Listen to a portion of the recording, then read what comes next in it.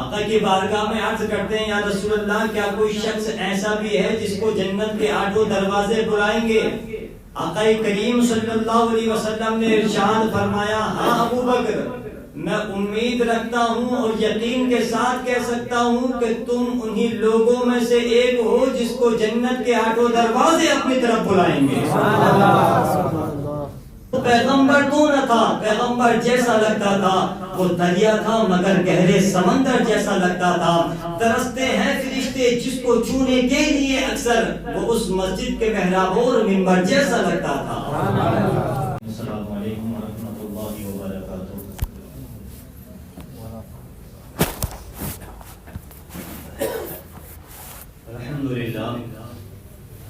الحمدللہ رب العالمین والعاقبۃ للمتقین والصلاة والسلام علی سید الانبیاء والمرسلین وعلی آلہ واصحابہ اجمعین، اما بعد فاعوذ باللہ من الشیطان الرجیم، بسم اللہ الرحمن الرحیم۔ فقد قال اللہ تبارک وتعالی فی القرآن المجید والفرقان الحمید، والذی جاء بالصدق وصدق به اولئک هم المتقون۔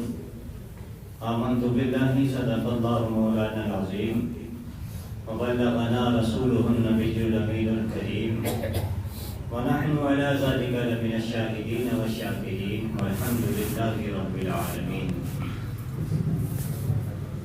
یا خدا بہر جناب مصطفیٰ امداد کن، یا رسول اللہ از بہر خدا امداد کن، یا شہید کربلا یا دافع کرب و بلا، گل رخا شہزادہ گلگون قبا امداد کن۔ قادری جمع علیہ ابو سے اعظم می صنم، دم ز شیخ احمد رضا خان قطب عالم می صنم۔ آئیے حضرات، کچھ عرض و معروض کا سلسلہ شروع کرنے سے قبل انتہائی عقیدت و محبت کے ساتھ صبح کائنات کے شمس الضحیٰ، شام کائنات کے بدر الدجا، جناب احمد مجتبیٰ محمد عربی مصطفیٰ صلی اللہ تعالیٰ علیہ وسلم کی بارگاہ ناز میں جھوم جھوم کر درود و سلام کی ڈالیاں نچھاور کریں۔ پڑھیے بابا سے بلند اللہم صلی علی سیدنا و شفیعنا و سندنا و مولانا محمد مبارک وسلم صلی علیہ صلاۃ و سلام علیک یا رسول اللہ صلی اللہ تعالیٰ علیہ وسلم۔ اللہ کا بے پایا فضل عظیم احسان عظیم ہے کہ اس نے ہمیں اپنے پیارے محبوب صلی اللہ تعالیٰ علیہ وسلم کی امت میں پیدا فرمایا اور بے شمار انعام و اکرام سے ہمیں نوازا۔ حضرات، یہ مبارک مہینہ جمادی الاخر کا مبارک مہینہ ہے۔ یوں تو سارے دن ہمارے لیے محترم ہیں، اسلام میں کوئی بھی دن کو منحوس تصور نہیں کیا جاتا۔ ہاں یہ الگ بات ہے کہ کچھ مہینوں پر بعض دنوں پر فضیلت حاصل ہے، جیسے کہ رمضان کا مہینہ، شب برات کی رات آتی ہے تو وہ تمام راتوں سے افضل ہے، شب قدر کی رات آتی ہے وہ 1000 مہینوں سے افضل ہے، جمعے کا دن آتا ہے وہ تمام دنوں کا سردار ہے۔ تو پتہ چلا کہ کچھ دنوں پر اور بعض راتوں پر فضیلت حاصل ہے۔ اور ویسے ہی یہ مبارک مہینہ جمادی الاخر کا مبارک مہینہ ہے، اور اس مہینے کی 22 تاریخ جمادی الاخر کو امام المتقین اصدق الصادقین خلیفہ بلا فصل افضل البشر بعد الانبیاء بالتحقیق یعنی حضرت ابوبکر صدیق رضی اللہ تعالی عنہ و رضا عنا کا عرص وصال ہے، وصال کا دن ہے۔ آپ ان کے فضائل و مناقب ملاحظہ کریں گے کہ آپ نے کتنی اٹوٹ طریقے سے والہانہ عقیدت و محبت آقا کریم صلی اللہ تعالی علیہ وسلم سے کی ہے، اس کی کچھ جھلک آپ حضرات ملاحظہ فرمائیں گے۔ رب قدیر ہم سب کو ان ساری باتوں پر عمل کرنے کی توفیق عطا فرمائے۔ جس آیت کریمہ کو عنوان سخن بنایا ہے، رب قدیر اپنے کلام میں ارشاد فرماتا ہے، جو نبی سچی بات لے کر آئے اور جنہوں نے ان باتوں کی تصدیق کی یعنی ان باتوں کو سچا مانا، وہی لوگ متقی ہیں، پرہیزگار ہیں۔ امام فخر الدین رازی اس آیت کریمہ کی تفسیر میں لکھتے ہیں کہ جو نبی سچی بات لے کر آئے، اس سے مراد آقا کریم صلی اللہ علیہ وسلم کی ذات مبارکہ ہے، اور جنہوں نے تصدیق کی اس سے مراد حضرت ابوبکر صدیق کی ذات ہے۔ تو حضرات بے شمار جگہ قرآن مجید میں اللہ نے حضرت ابوبکر صدیق رضی اللہ تعالیٰ عنہ کی عظمت و شان میں آیت کریمہ نازل فرمائی ہیں، اور خود مصطفیٰ کریم صلی اللہ علیہ وسلم نے ارشاد فرمایا کہ جس کو چلتا پھرتا جنتی دیکھنا ہو تو وہ میرے ابوبکر کو دیکھ لے۔ اور حضرت ابو ہریرہ رضی اللہ تعالیٰ عنہ سے مروی ہے کہ آقا کریم صلی اللہ علیہ وسلم نے ارشاد فرمایا جو بندہ مومن نیک عمل کرتا ہے وہ جنت میں اسی نیک اعمال کے متعلق اسی دروازے سے بلایا جائے گا۔ بندہ مومن کوئی نیک کام کرتا ہے تو جنت میں اسی دروازے سے اس کو بلایا جائے گا۔ روزہ دار روزہ رکھتے ہیں تو اس کو جنت میں ایک دروازہ جس کا نام ریان ہے، اس کے دروازے سے ان کو بلایا جائے گا۔ تو حضرت ابوبکر صدیق رضی اللہ تعالیٰ عنہ آقا کی بارگاہ میں عرض کرتے ہیں یا رسول اللہ، کیا کوئی شخص ایسا بھی ہے جس کو جنت کے آٹھوں دروازے اپنی طرف بلائیں گے؟ دیکھیے صحابہ کرام کی اور حضرت ابوبکر کی شان۔ آقا کی بارگاہ میں عرض کرتے ہیں یا رسول اللہ، کیا کوئی شخص ایسا بھی ہے جس کو جنت کے آٹھوں دروازے بلائیں گے؟ آقا کریم صلی اللہ علیہ وسلم نے ارشاد فرمایا ہاں ابوبکر، میں امید رکھتا ہوں اور یقین کے ساتھ کہہ سکتا ہوں کہ تم انہی لوگوں میں سے ایک ہو جس کو جنت کے آٹھوں دروازے اپنی طرف بلائیں گے۔ کتنی بڑی شان کے حامل ہیں کون؟ حضرت ابوبکر صدیق رضی اللہ تعالیٰ عنہ۔ آپ اندازہ لگائیں اور آپ کے حیات مبارکہ کے ایک ایک گوشے پر نظر ڈالی جائے تو آپ نے اپنی زندگی کو نبی کے قدموں پر قربان کر دیا تھا۔ حضرات جب لوگوں کی تعداد 38 یا 39 تھی اسلام لانے کے بعد، تو حضرت ابوبکر صدیق رضی اللہ تعالیٰ نے آقا کی بارگاہ میں عرض کی تھی یا رسول اللہ اب ہمیں دین کی تبلیغ کرنا چاہیے۔ آقا کریم نے ارشاد فرمایا تھا ابوبکر ہم ابھی کم ہیں، زیادہ تعداد ہو جائے گی تب دین کی دعوت دیں گے، تب اعلان دین کی تبلیغ کریں گے۔ حضرت ابوبکر صدیق نے اصرار کیا تھا، بضد ہو کر کعبے میں جا کر جس نے پہلا خطبہ دیا تھا وہ حضرت ابوبکر کی ذات ہے۔ اور جب آپ نے خطبہ دیا تھا جو کفار تھے، آپ کے دشمن بنے ہوئے تھے، انہوں نے حضرت ابوبکر صدیق کو ظالموں نے مارنا شروع کیا، اور اتنا مارا تھا پیارے کہ آپ لہو لہان ہو گئے تھے۔ مصطفیٰ کریم بھی جلوہ افروز ہیں، لیکن پیارے آپ اندازہ لگائیں کہ جب آپ کو مار مار کر بے ہوشی آپ پر طاری ہو گئی تھی، آپ کے ساتھیوں نے ان ظالموں سے چھڑا کر گھر پر لے کر گئے تھے۔ گھر پر لے جانے کے بعد ماں سرہانے دودھ کا پیالہ لے کر کھڑی تھی کہ بیٹا کچھ ہوش آئے تو یہ دودھ نوش کر لو، پی لو۔ تو حضرت ابوبکر صدیق کچھ لمحوں کے بعد، کچھ دیر کے بعد ہوش میں آتے ہیں، اور آنے کے بعد ماں سے پوچھتے ہیں ماں بتاؤ میرے محبوب کا حال کیسا ہے، میرے محبوب کا حال کیسا ہے؟ ماں نے کہا تھا بیٹا کچھ تو کھا لو، کچھ تو پی لو۔ حضرت ابوبکر صدیق نے کہا تھا ماں میں اس وقت تک کچھ نہیں کھاؤں گا جب تک کہ اپنے محبوب کو اپنی آنکھوں سے نہ دیکھوں۔ اللہ اکبر۔ حضرت ابوبکر صدیق رضی اللہ تعالی عنہ کی ماں حضرت عمر ابن خطاب حضرت ام جمیل رضی اللہ تعالی عنہ کے پاس جاتی ہیں، اور جانے کے بعد پوچھتی ہیں کہ مصطفیٰ کریم کا حال کیسا ہے۔ ان کو بھی نہیں پتا ہوتا ہے، وہ پوچھتی ہیں، وہ بیان کرتی ہیں کہ مجھے بھی پتا نہیں ہے کہ وہ آقا کہاں تشریف فرما ہے۔ تب ان کو پتا چلا، وہ جا کر حضرت زید بن ارقم کے گھر پر میرے آقا تشریف فرما ہوتے ہیں۔ جب آپ نے ضد کی تھی حضرت ابوبکر صدیق رضی اللہ تعالی عنہ نے، تو آپ کی ماں آپ کو سہارے سے لے کر ان کے گھر تک گئی تھیں، اور لے جانے کے بعد پیارے جب خادم کی، آقا کی اور غلام کی نظریں ملی تھیں تو دونوں ایک دوسرے سے لپٹ کر زارو قطار رونے لگ گئے تھے کہ آپ کی داڑھی مبارک تر ہو گئی تھی۔ اللہ اکبر۔ یہ عشق تھا حضرت ابوبکر صدیق کا۔ میرے عرض کرنے کا مقصد یہ ہے کہ آج 1500 سال غالباً گزر چکے ہیں، حضرت ابوبکر صدیق رضی اللہ تعالیٰ عنہ کو دنیا نہیں بھولی ہے۔ وجہ کیا ہے؟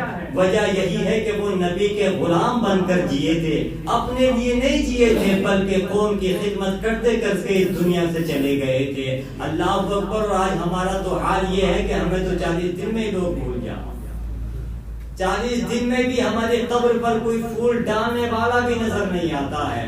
وجہ یہی ہے میرے عزیزوں، نبی کے سچے غلام بن جاؤ، سچے وفادار بن جاؤ تو دنیا تمہیں رہتی دنیا تک یاد رکھے گی۔ اور آپ دیکھیں نبی سے عشق کتنا تھا۔ حضرت ابو بکر صدیق رضی اللہ تعالی عنہ جب غار میں داخل ہوئے تھے، غار میں داخل ہونے کا واقعہ آپ نے ملاحظہ فرمایا تھا۔ حضرت ابو بکر کو بتا دیا تھا کہ ابو بکر آج کی رات ہجرت کرنا ہے۔ ہجرت کرنے کے لیے حضرت علی کو بلایا کہ علی تم ایسا کرو، میرے بستر پر سو جاؤ، یہ کچھ امانتیں ہیں، مکے میں جانا، مکے کے لوگوں کو دے دینا۔ اللہ اکبر۔ حضرت علی رضی اللہ تعالیٰ عنہ کو میرے آقا نے اپنے بستر پر سلا دیا تھا۔ 40 کافر میرے آقا کے گھر کو گھیرے ہوئے کھڑے ہیں، گھات میں کھڑے ہیں کہ نکلے نبی تمہارے معاذ اللہ رب العالمین۔ 40 کافر نظریں جما کر بیٹھے ہیں، رات کا وقت ہے۔ مصطفیٰ کریم صلی اللہ تعالی علیہ وسلم نے سورہ یاسین کی کچھ آیت کریمہ کا حصہ تلاوت فرمایا تھا، اور قرآن مجید میں رب نے دوسری جگہ ارشاد فرمایا تھا وَمَا رَمَيْتَ إِذْ رَمَيْتَ وَلَكِنَّ اللَّهَ رَمَى۔ اے محبوب، جو کنکری تم نے پھینکی تھی وہ کنکری تم نے نہیں بلکہ ہم نے پھینکی تھی۔ میرے آقا نے کچھ کنکری اٹھا کر ان کافروں کی طرف پھینکی تھی، آقا ان کے سامنے سے گزر گئے، کسی نے دیکھا ہی نہیں، کسی کو پتہ ہی نہیں چلا کہ آقا گزر کر چلے گئے۔ اللہ اکبر۔ اب حضرت علی کی نیند دیکھیں، بستر مصطفیٰ پر آرام فرما رہے ہیں، کچھ امانتیں ہیں مکہ کے لوگوں کو دینی ہیں۔ حضرت علی سے کسی نے پوچھا تھا کہ آپ کو اس بستر پر نیند کیسے آئی؟ حضرت علی جواب دیتے ہیں کہ میں اس بستر پر چین کی نیند سویا۔ یار دشمن کے ٹارگٹ پر ہیں، کبھی بھی حملہ ہو سکتا ہے، لیکن حضرت علی کہتے ہیں کہ میں چین کی نیند سویا۔ میں نے پوچھا تخیل میں علی مرتضی شیر خدا کرم اللہ وجہہ الکریم، آپ تو دشمن کے ٹارگٹ پر تھے، کبھی بھی حملہ ہو سکتا تھا، کبھی بھی نشانے پر آ سکتے تھے، کوئی بھی آپ پر حملہ کر دیتا تھا، لیکن سنو حضرت علی کے جملے، ارشاد فرماتے ہیں، کیونکہ مجھے وہ بات یاد تھی، حضرت علی فرماتے ہیں کہ مصطفیٰ نے میرے آقا نے فرما دیا تھا علی میرے بستر پر سو جاؤ، صبح اٹھنا، اٹھنے کے بعد یہ امانت مکے کے لوگوں کو دینا۔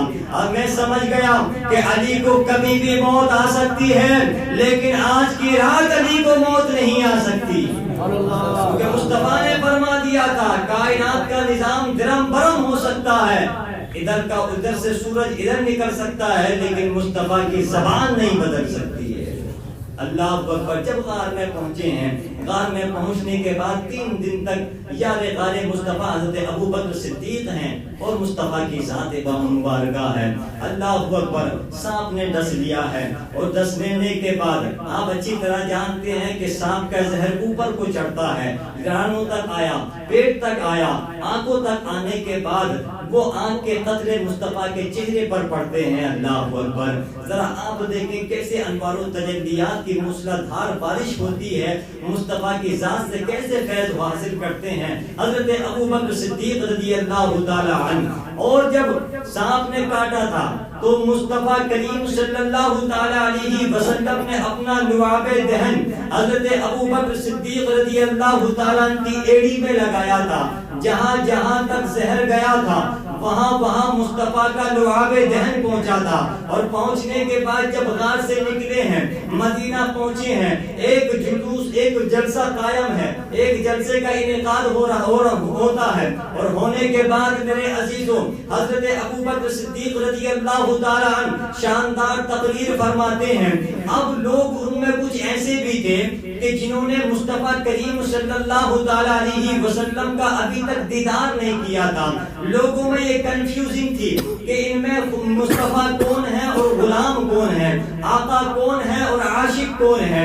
اللہ اکبر۔ لوگوں میں یہ امتیاز کرنا، لوگوں کو یہ امتیاز کرنا دشوار تھا کہ آقا کون ہے اور غلام کون ہے، لیکن پیارے جب حضرت ابو بکر صدیق رضی اللہ تعالیٰ عنہ کی شاندار تقریر فرمائی تھی، حضرت ابو بکر صدیق ان لوگوں کے تجسس سے آگاہ ہو چکے تھے، یہاں تک کہ لوگوں میں اتنی کنفیوژن ہو گئی تھی کہ پہلے انہیں ملیں گے یا پہلے انہیں ملنا ہے، پہلے انہیں ملیں یا انہیں ملنا ہے، کیونکہ جو غار میں دن آپ نے گزارے تھے، مصطفیٰ کی ذات سے جو فیض آپ نے حاصل کیا تھا، تو اتنا فیض آپ نے حاصل کیا تھا پیارے کہ شاعر کہتا ہے کہ وہ پیغمبر تو نہ تھا، پیغمبر جیسا لگتا تھا، وہ پیغمبر تو نہ تھا، پیغمبر جیسا لگتا تھا، وہ دریا تھا مگر گہرے سمندر جیسا لگتا تھا، ترستے ہیں فرشتے جس کو چھونے کے لیے اکثر، وہ اس مسجد کے محراب اور منبر جیسا لگتا تھا۔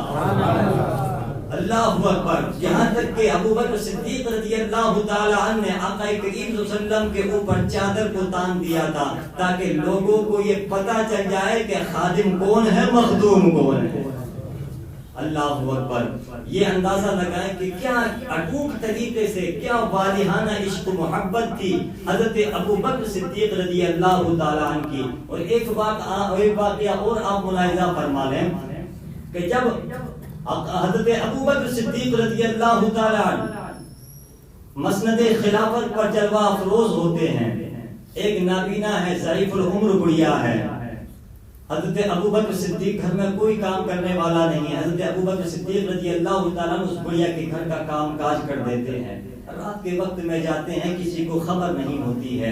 اللہ اکبر، کنٹینیو، اور تاریخ میں یہاں تک آتا ہے کہ 1 سال تک حضرت ابو بکر صدیق اس گڑیا کے گھر پر آتے رہے، جاتے رہے اور کام کرتے رہے، کسی کو خبر نہ ہوئی۔ حضرت عمر ابن خطاب رضی اللہ تعالیٰ عنہ کی کو جب پتا چلا تو وہ بھی اس گڑیا کے گھر پر جا کر کام کرنے کے لیے سے تشریف لے جاتے ہیں، دروازے پر جا کر دستک دی، اندر سے آواز آئی، کون؟ کہا عمر، کہ میں تمہارے گھر کا کام کرنے کے لیے آیا ہوں۔ تو گڑیا نے کہا کہ مجھے تیرے کام کی ضرورت نہیں ہے، تو ابھی آیا ہے، میرے گھر کا کام تو پہلے ہی کوئی کر کے چلا جاتا ہے، تو پہلے دن آیا ہے اور آتی اپنا نام بتا رہا ہے، میرے گھر پر جو 1 سال سے آ رہا ہے ابھی تک اس نے اپنا نام تک نہیں بتایا ہے۔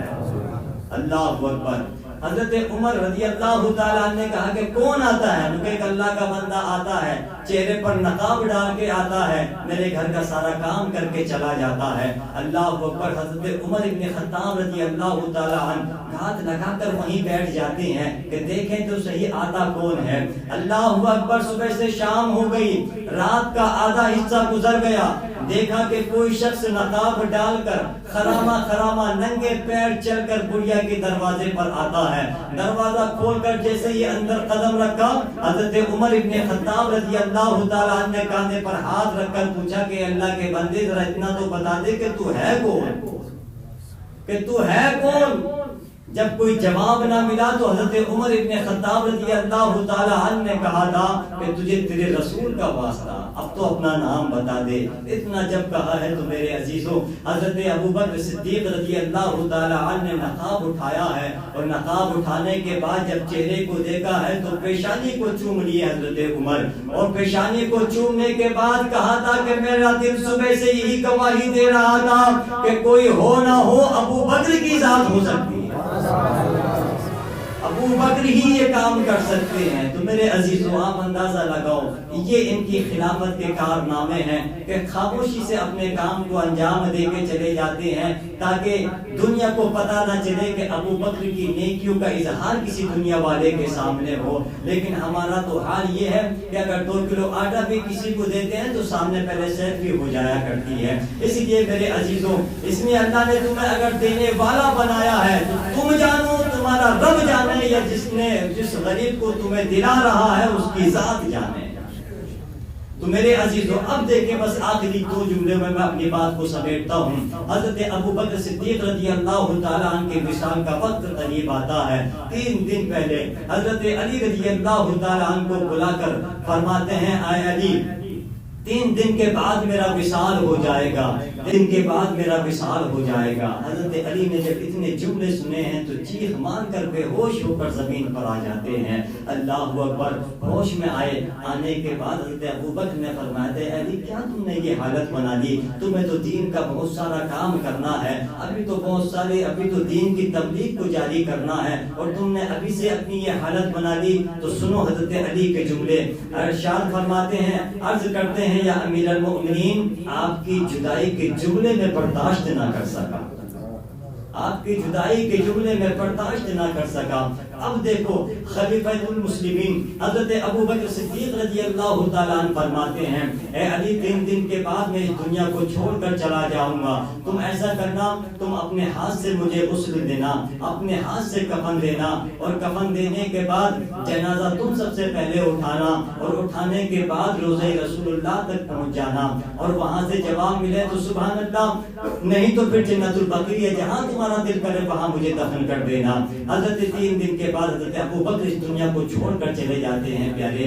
3 دن کے بعد حضرت علی رضی اللہ تعالیٰ عنہ نے غسل دیا، غسل دینے کے بعد کفن پہنایا اور جنازہ لے کر چلتے ہیں، اور چلنے کے بعد روضہ رسول اللہ پر جب پہنچتے ہیں، اب یہ دیکھیں میرے پیارے کہ جو لوگ یہ کہتے ہیں معاذ اللہ رب العالمین نبی مر کر مٹی میں مل گئے، ان کے لیے اس سے بڑھ کر اور کیا دلیل ہو سکتی ہے؟ حضرت ابو بکر کا ایمان تھا، عقیدہ تھا کہ نبی اپنی قبر میں زندہ ہیں، نبی تو فرما رہے ہیں کہ پہلے لے کر روضہ رسول اللہ پر جانا، وہاں سے جواب مل جائے تو سبحان اللہ، نہیں تو جہاں تمہارا دل کرے تو وہاں مجھے دفن کر دینا۔